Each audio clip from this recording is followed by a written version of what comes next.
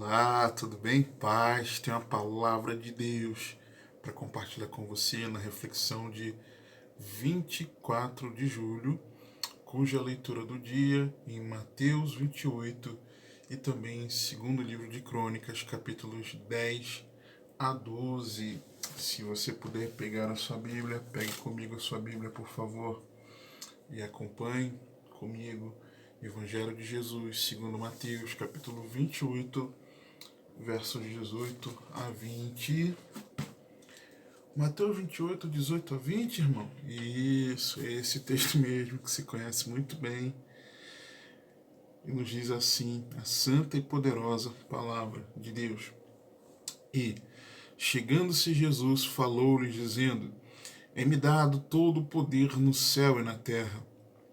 Portanto, ide, fazei discípulos de todas as nações, batizando-os em nome do Pai, e do Filho, e do Espírito Santo, ensinando-os a guardar todas as coisas que eu vos tenho mandado. E eis que eu estou convosco todos os dias, até a consumação dos séculos. Amém.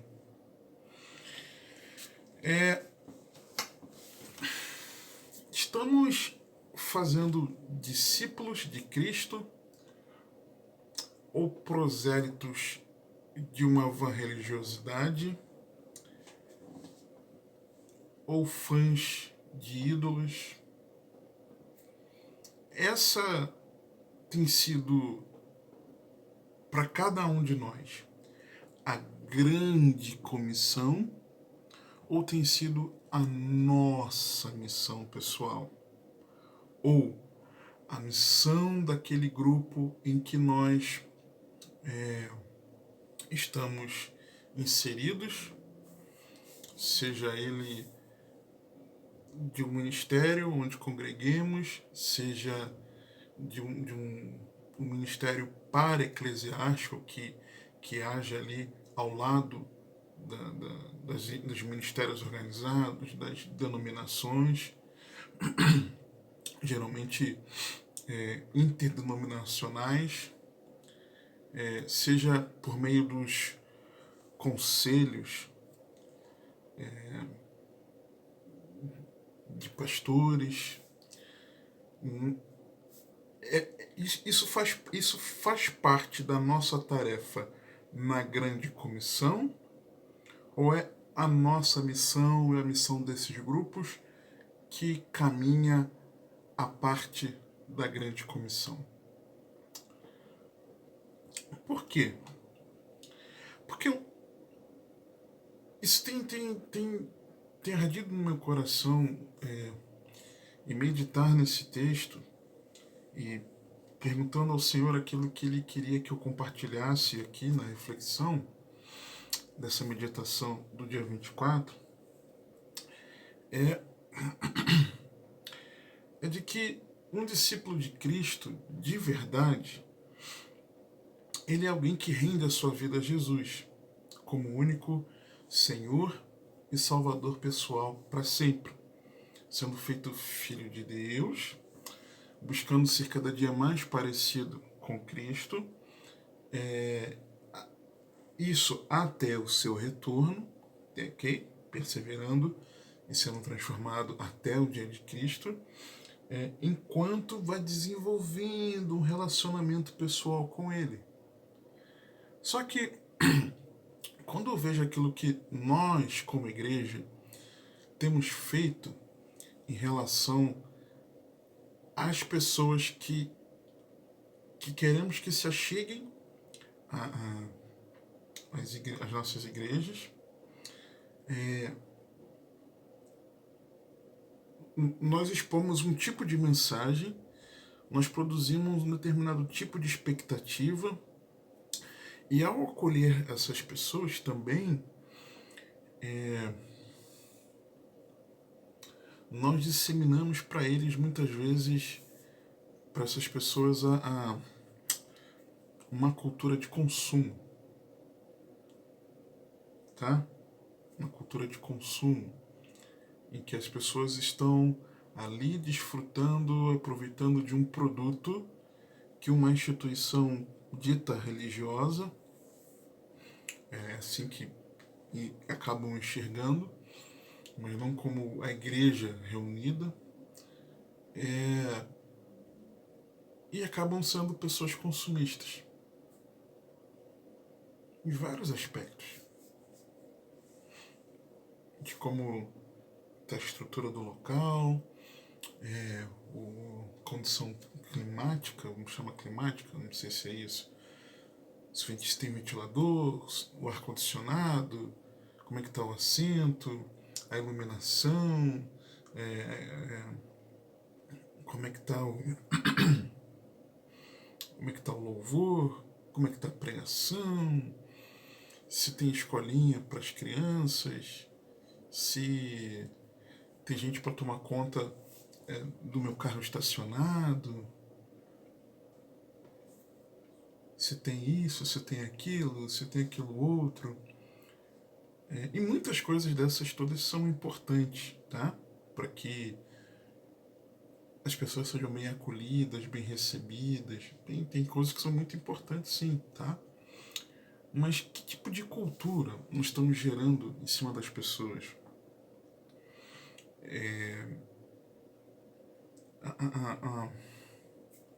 Uma outra coisa, o paparico que às vezes as pessoas querem receber constantemente. Não é aquele momento que a pessoa está um pouco mais fragilizada e você precisa dar mais atenção. Estou falando isso como irmão, estou dizendo nem de quem está na função de cuidar do rebanho, não. Estou falando de irmãos uns aos outros. Eu não me entrego ao relacionamento com os irmãos, mas eu quero exigir dos irmãos. Eu não eu não sou generoso na minha contribuição, mas eu quero que a igreja proporcione para mim a estrutura que eu bem entenda, que eu acho que é necessário, que muitas vezes é justo, que seja daquela melhor forma para acolher melhor os irmãos. Eu não me dou no serviço aos irmãos, através dos dons e talentos que o Senhor me confia, mas eu quero que os irmãos me sirvam naquilo que nós achamos que é obrigação dele me servir com aquele dom, talento que para nós ele poderia fazer.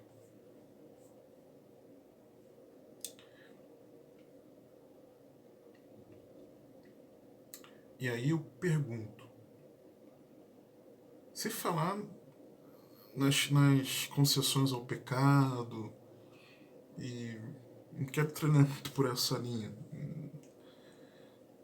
nesse momento, mas que tipo de pessoas têm sido forjadas? É Cristo que tem sido forjado em cada um? Isso é a grande comissão ou é a nossa missão individual ou coletiva? Estamos fazendo discípulos de Cristo ou prosélitos de uma vã religiosidade, adeptos de uma nova religiosidade, mas uma religiosidade vã? E aí, na meditação do Antigo Testamento, segundo Crônicas, capítulo 11, versos 14 a 17, e outros textos ainda em 2 Crônicas, também participante da meditação do dia 24, algumas coisas interessantes. Veja bem, 14 a 17, diz assim: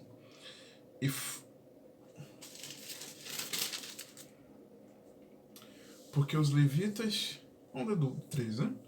Também os sacerdotes e os levitas que havia em todo Israel se reuniram a ele de todos os seus termos, porque os levitas deixaram os seus arrabaldes e a sua possessão e vieram a Judá e a Jerusalém porque Jeroboão e seus filhos os lançaram fora para que não ministrassem ao Senhor.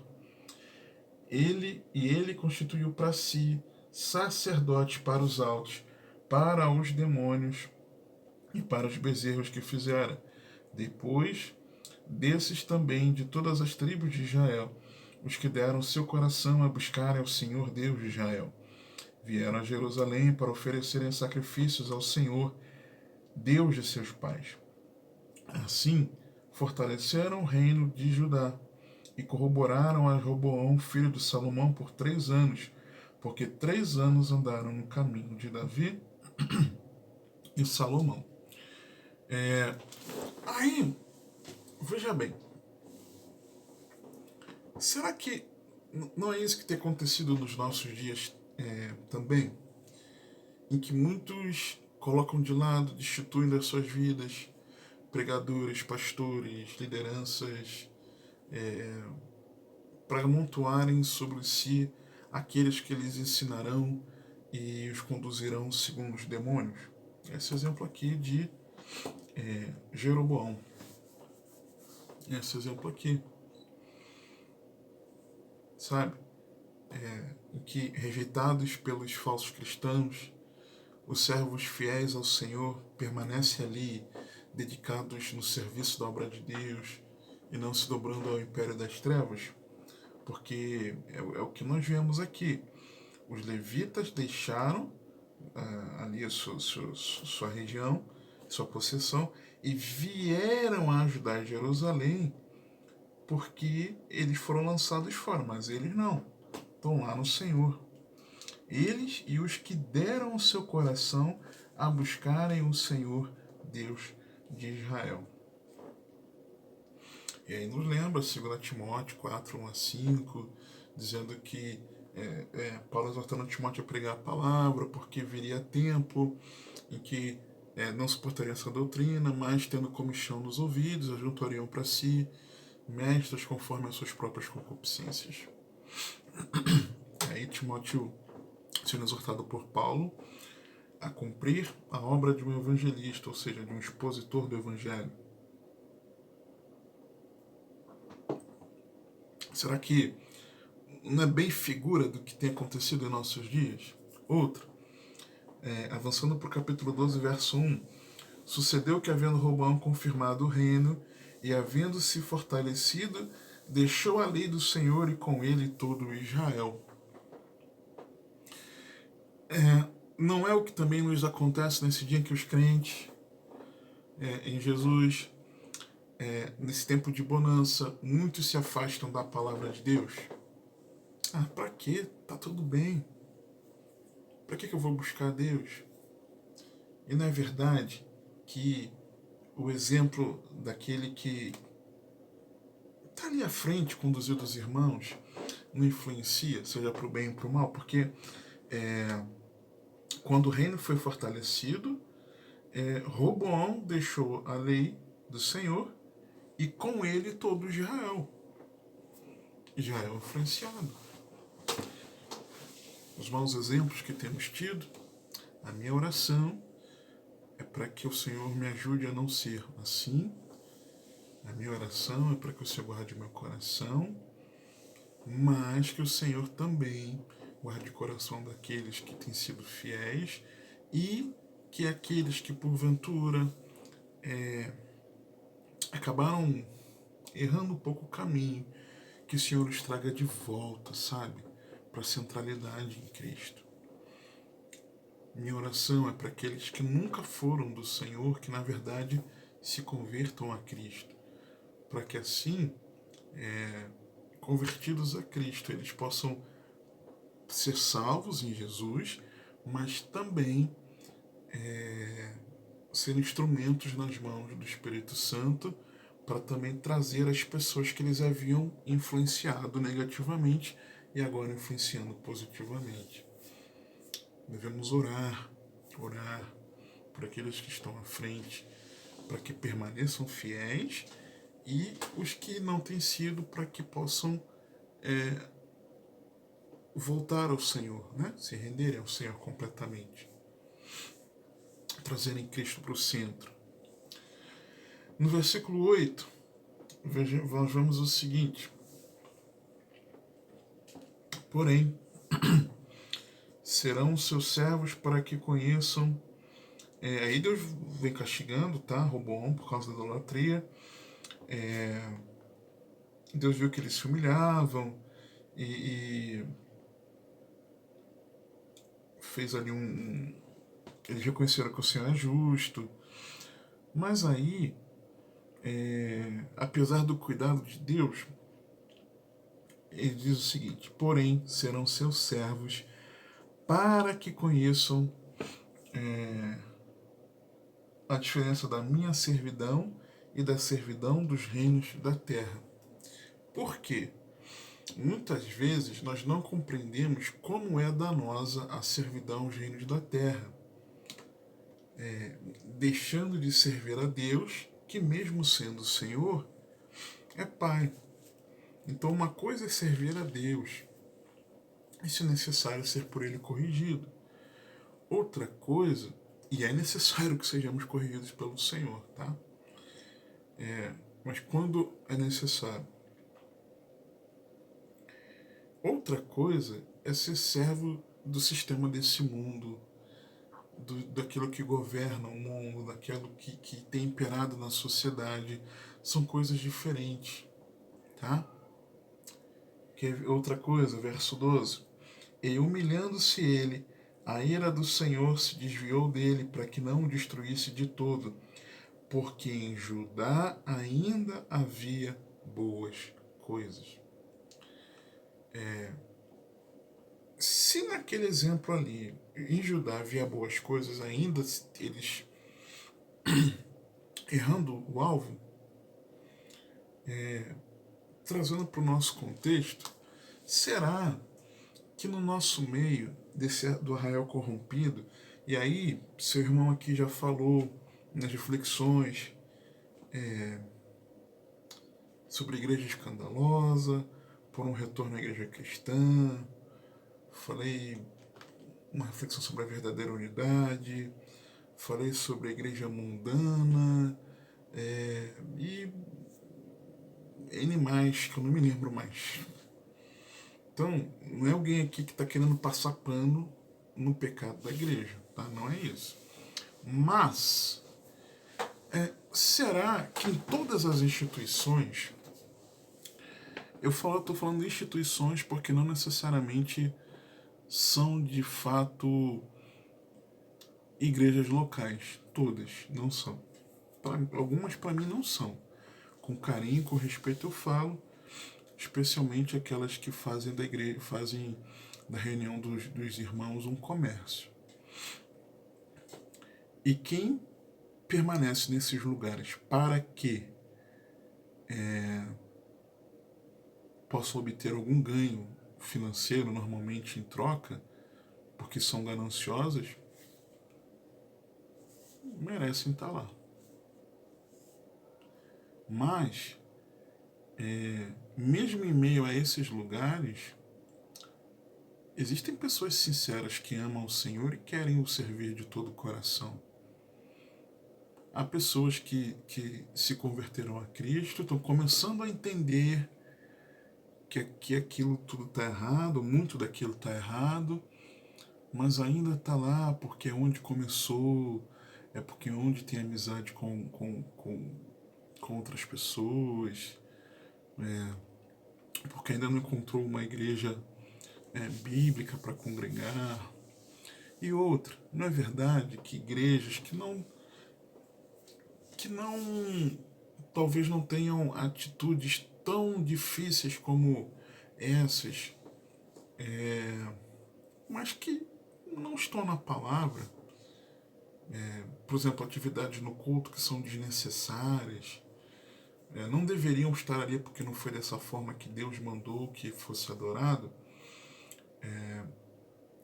Mas não é verdade que lá também tem irmãos sinceros, pessoas que amam o Senhor, que estão servindo ao Senhor em fidelidade e que tropeçam em algumas coisas. Eu falo isso porque quando eu olho para minha vida,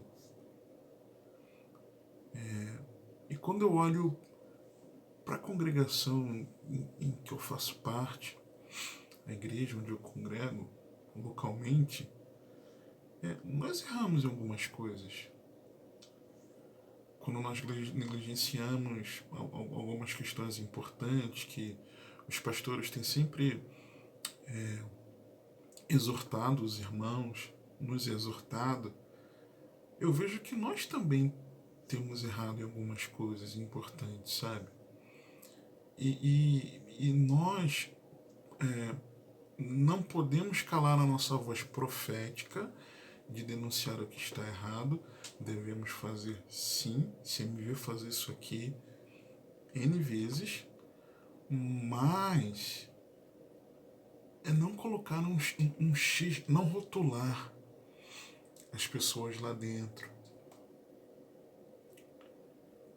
Exceto aquela prática que está errada e aquela pessoa que está naquela prática errada. Heresia é heresia, mundanismo é mundanismo, ganância é ganância, avareza é avareza, e por aí vai. É o que é. Mas será que não existem pessoas sinceras que estão abrindo seus olhos, mas que ainda, talvez pelo vínculo afetivo, ainda estão lá, estão, sabe? Nós precisamos tomar muito cuidado para nós não nos acharmos melhores, enquanto indivíduos, melhores do que os outros. Lembra do parábola que Jesus contou? Do fariseu e do publicano? Então precisamos ter esse cuidado. Então, a mesma coisa, o exemplo aqui, porque em Judá ainda havia boas coisas. Então, é possível que em alguns lugares ainda haja pessoas sinceras que amam o Senhor. Sim. É possível ou não? Ah, com certeza. Em muitos desses lugares. Tá? E algo importante, versículo 14, que a gente não pode deixar de falar, e fez o que era mal, porquanto não preparou o seu coração para buscar ao Senhor. Os pecados, mentira, fofoca,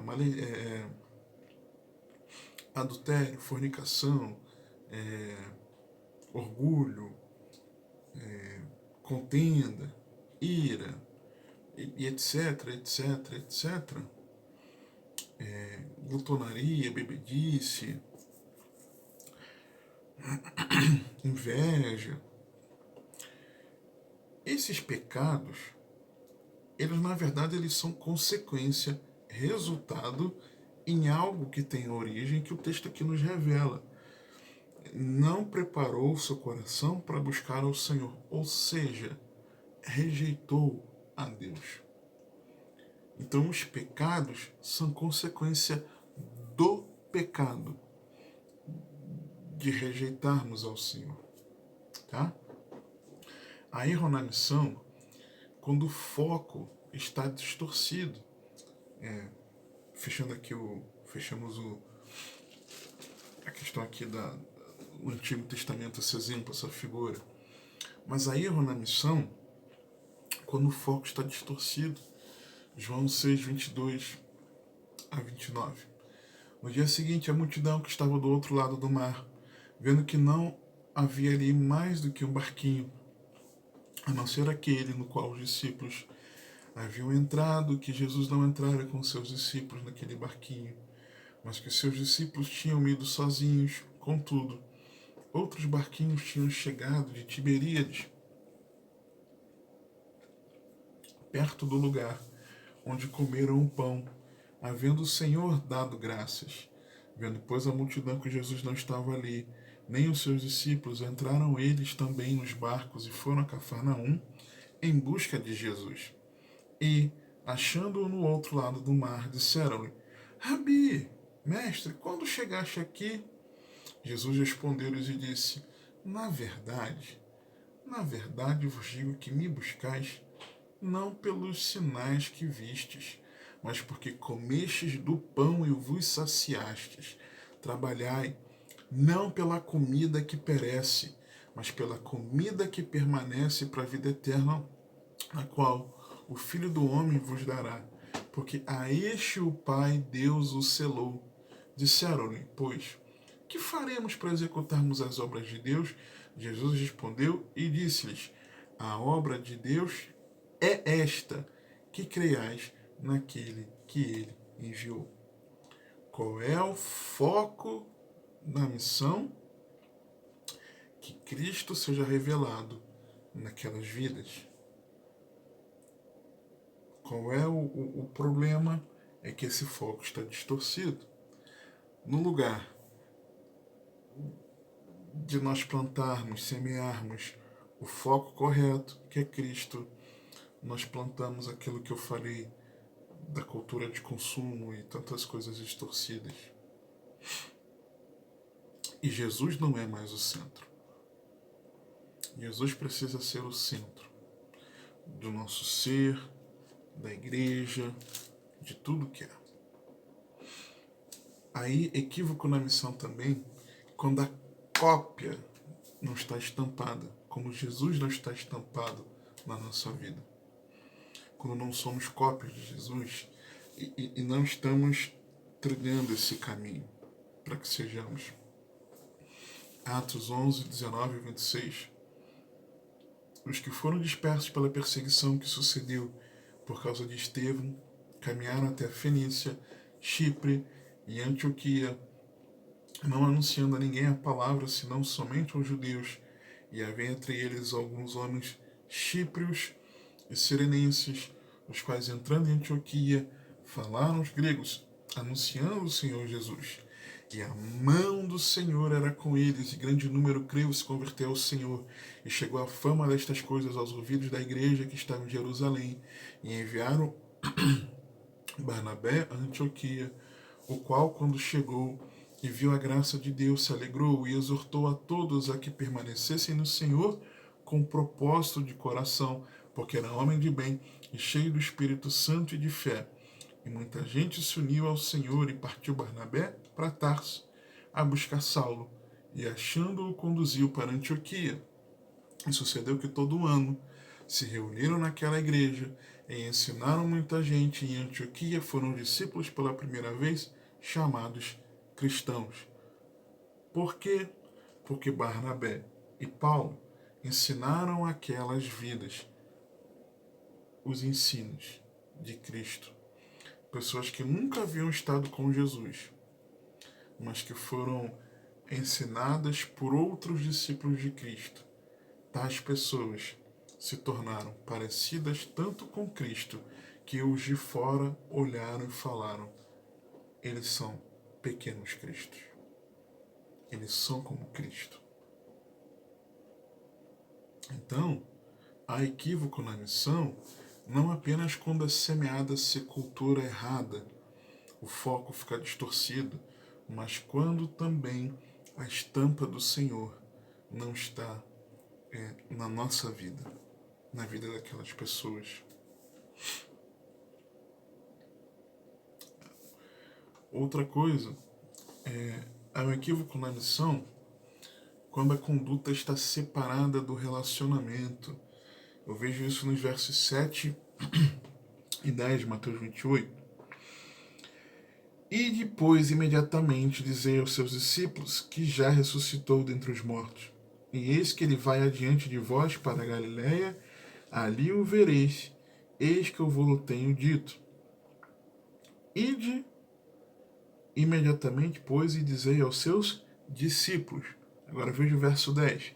Então Jesus disse-lhes, não temais, ide dizer, não a meus discípulos, mas a meus irmãos, que vão a Galiléia e lá me verão. Discípulos de Cristo, mas que são irmãos do Senhor Jesus, porque são filhos do Pai Celestial. Então, a conduta separada do relacionamento é um outro equívoco. Porque as pessoas querem, muitas vezes nós queremos ensinar as pessoas a só fazer o que Jesus nos ensinou, mas nós não ensinamos as pessoas a terem um relacionamento pessoal com Ele. Tá errado. Tá errado. Um monte de prosélito religioso. Tá errado. Muito errado. Ou é o contrário. São só as experiências com Jesus, sabe? Aquela coisa. Meu devocional, ouvir anjos cantando. Puxa, estava flutuando nas nuvens. Aquela experiência no culto. Veja as canções que tocam aí nas rádios ditas evangélicas. Ouça as canções. É tudo aquele relacionamento visceral com o Senhor. Mas deixamos de lado muitas vezes. Priorizando isso, deixamos de lado a importância da conduta. Então não pode haver esse extremo. Nós precisamos ser bíblicos. Então não pode ser para a reverência, ela deve existir com intimidade. O estilo de vida de um verdadeiro cristão, mais relacionado com o amor ao Senhor, a quem seguimos, imitamos. A conduta de um servo de Deus de caráter, mas com relacionamento pessoal com Jesus. Então tem equívoco quando nós produzimos esses extremos. Quando as nossas atitudes levam as pessoas a ficarem nesses extremos. Ou da conduta ali ortodoxa, elevada, mas sem relacionamento. Ou só o relacionamento, oba-oba, às vezes é oba-oba. É triste dizer, mas é verdade, sem a conduta. Tem que juntar as duas coisas. E, por exemplo, Jesus disse que seu discípulo prioriza ele, Cristo. Lucas 14, 26. Se alguém vier a mim e não aborrecer a seu pai, mãe, mulher e filhos e irmãs, e ainda também a sua própria vida, não pode ser meu discípulo.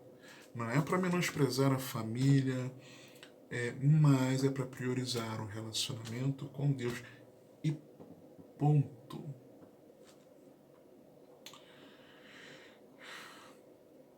Jesus também diz que seu discípulo está disposto a enfrentar o sofrimento até a morte. Lucas 14, 27. E eu quero destacar a parte A. E qualquer que não levar a sua cruz e não vier após mim, não pode ser meu discípulo. Destaco a parte A. E qualquer que não levar a sua cruz. Carregar uma cruz publicamente era a marca do criminoso destinado à execução. Então, alguém que assume a humilhação particular ou dificuldade que tem de passar quando se torna discípulo de Jesus, a ponto de aceitar a possibilidade de enfrentar uma morte vergonhosa, como era a condenação à cruz. Mas não só isso, mas também o discípulo é aquele que assume a culpa. Por quê? Ainda em Lucas 14, 27, o texto diz: e qualquer que não levar a sua cruz, que não pode ser discípulo do Senhor, e não for após ele, normalmente a cruz simbolizava que o sentenciado assumia a culpa pelo seu crime.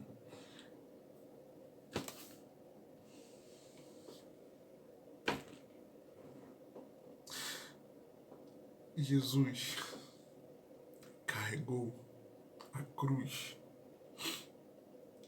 no meu e no teu lugar. Ele assumindo a culpa pelos nossos pecados, sendo justo. Isso precisa fazer com que nós reconheçamos a nossa culpa, para que a justiça de Cristo seja aplicada a nós. Jesus carregou a cruz, mas nós não queremos assumir a culpa pelos nossos pecados e dizemos: Me arrepender do quê? Ah, querido. Jesus disse que um discípulo seu segue os seus passos.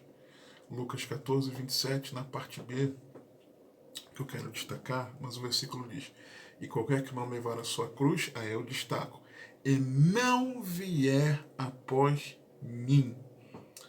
O problema é que muitas vezes nós queremos ir após pessoas,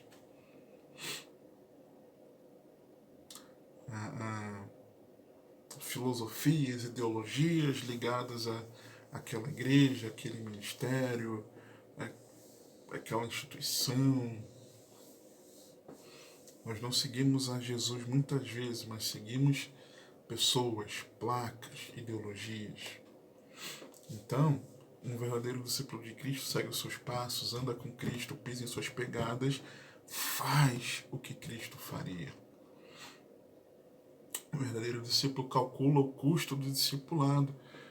Servo de Deus, tem custo. A vida cristã não é só de bonança, não. Muito pelo contrário. Tem momentos? Tem, mas tem um custo a ser pago. Lucas 14, 28 a 32. Custo a ser pago, não estou falando do sacrifício a ser feito para ser salvo. São coisas diferentes. Pois qual de vós, querendo edificar uma torre, não se assenta primeiro a fazer as contas dos gastos para ver se tem com que acabar, para que não aconteça que depois de haver posto os alicerces, não podendo acabar, todos os que a virem comecem a escarnecer dele, dizendo: este homem começou a edificar e não pôde acabar.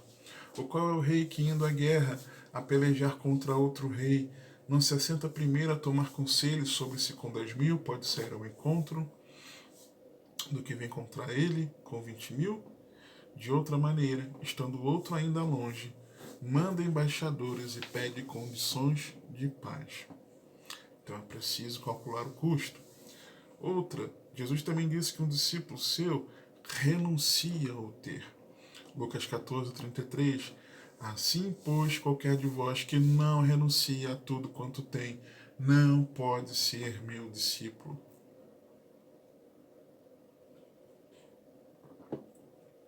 Seja o ter status, posição social, seja o diploma, seja o recurso financeiro, seja isso, sejam bens, ok?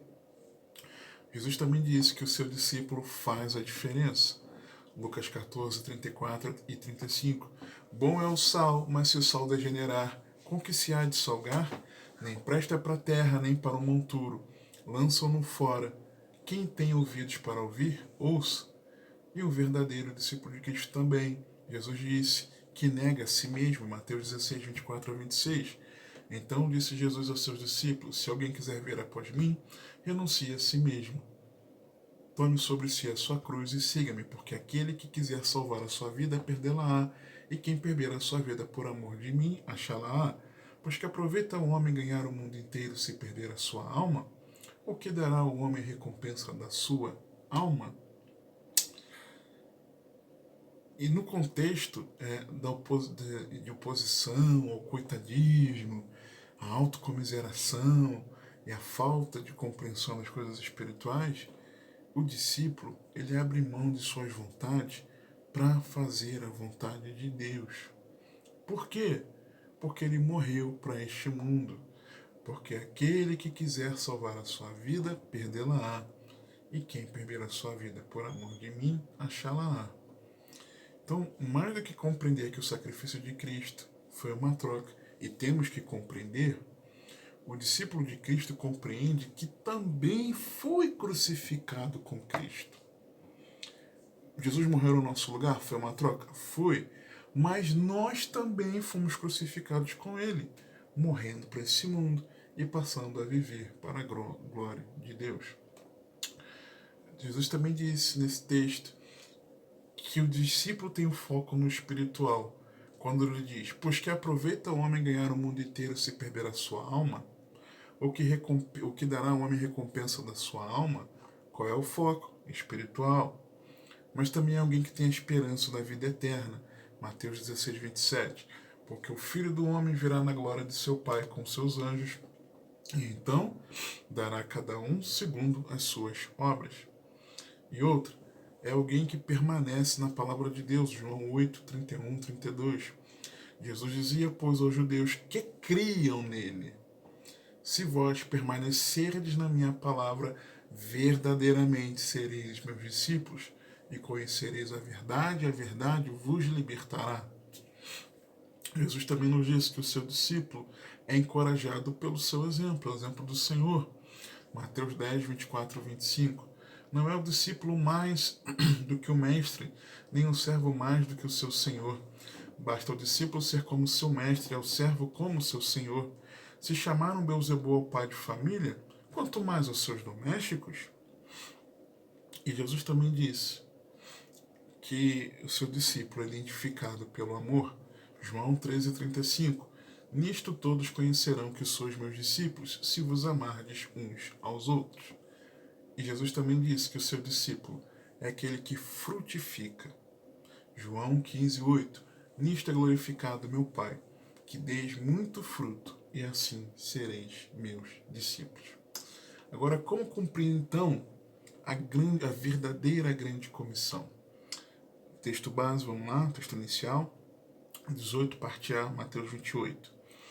E chegando-se Jesus, em primeiro lugar, você precisa ser discípulo de Cristo. É preciso ser de Cristo, estar em Cristo, e a sua vida estar habitando em nós. Segundo, ouvir a voz do Senhor, porque o texto fala que quando Jesus chegou, falou-lhes dizendo. Então muitas vozes tentam nos confundir, mas se somos ovelhas de Cristo, nós conhecemos a voz do bom pastor. Terceiro, descansar. É-me dado todo o poder no céu e na terra. Então, antes de dar aos discípulos a missão de fazer outros discípulos, Jesus declarou a garantia da tarefa.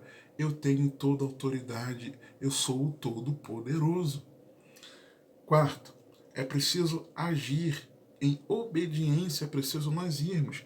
Quando o versículo 19, parte A, diz, portanto, ide. É preciso agir e não ficar esperando as pessoas chegarem para que se tornem discípulos. Nós precisamos ir, seja através de uma mensagem gravada, por exemplo, ou indo de porta em porta, nas ruas, nas praças, é preciso ir. Quinto, pregar o evangelho bíblico, quando diz, fazei discípulos. Como é que eu faço discípulo? Mostrando a quem que ele deve imitar, pregando o evangelho, na pureza e na simplicidade. Marcos 16,15 nos diz, e disse-lhes, ide por todo mundo, pregai o evangelho a toda criatura. O problema é que outra mensagem é pregada e não é evangelho. Tá? Precisam pregar o evangelho. Sexto, não fazer acepção de pessoas quando diz de todas as nações. A exposição ao evangelho deve ser a todos, de todas as nações. Sétimo, integrar os novos convertidos, quando ele diz, batizamos em nome do Pai, do Filho e do Espírito Santo. Por quê? Precisamos acolher os irmãos na congregação, batizando os que creem. Oitavo, ensinar as pessoas alcançadas de modo que obedeçam o ensino de Jesus. Quando ele diz, ensinando-os a guardar todas as coisas que eu vos tenho mandado. Ok? Nono, desfrutar da eterna presença do Todo-Poderoso desde agora e continuamente. E eis que eu estou convosco todos os dias, até a consumação dos séculos. E em último, 10º lugar, manter viva a esperança até a consumação dos séculos. Nós temos essa missão. É sinal de que Jesus virá e haverá a redenção. A grande comissão ou a minha missão? Que o Senhor te abençoe, te guarde, que Ele te conduza e governe a sua vida, porque você tem a